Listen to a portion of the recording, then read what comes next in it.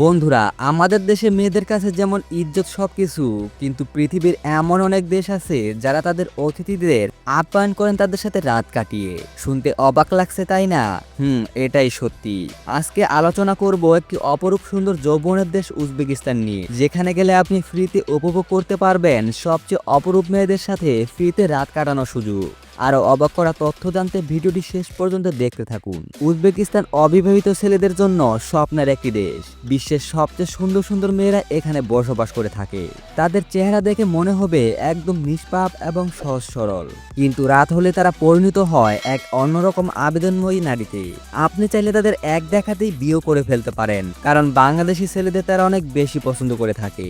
আর বিয়ে না করেও চাইলে উপভোগ করতে পারেন যত খুশি তত। যদি আপনি সেখানকার শহরে একা একা হাঁটতে থাকেন, তবে সেখানের সুন্দরী মেয়েরা আপনার হাত ধরে টানতে থাকবে, যা আপনি কল্পনাও করতে পারবেন না। ইতিহাসের ঐতিহ্য ও বিশ্বের সুন্দর ও শান্তিময় প্রাচীনতম দেশ উজবেকিস্তান।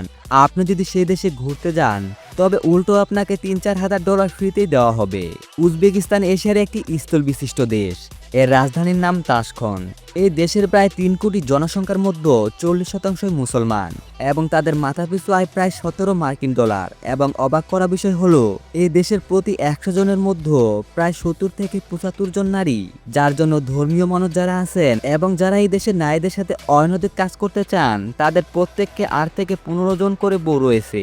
এই দেশে সকল ইসলামিক রীতিনীতি মেনে চলা হয় এবং এই দেশের সৌন্দর্য এত বেশি যে প্রতি বছর লক্ষ লক্ষ পর্যটক দেশের সুন্দর সুন্দর পাহাড় পর্বত এবং সুন্দর সুন্দর কারুকার্য দেখতে আসে। অপরূপ সৌন্দর্যের উজবেকিস্তানের পুরো দেশটি অপরূপ সব দালান এবং সুন্দর সুন্দর ইমারতে ঘেরা।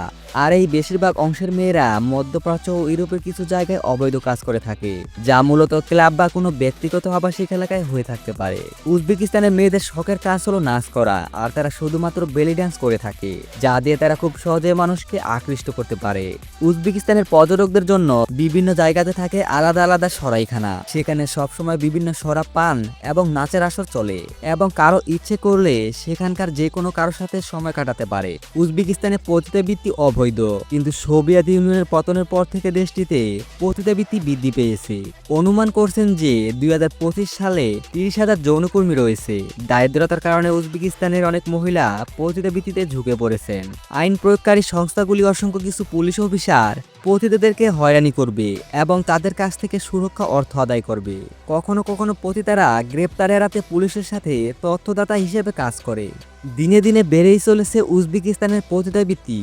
এমনকি আর ভালো জিনিস কি জানেন, আপনি যদি সেখানে অবস্থারত অবস্থায় অসুস্থ হয়ে পড়েন, তবে আপনাকে সরকারিভাবে $50,000 দেওয়া হবে চিকিৎসার জন্য।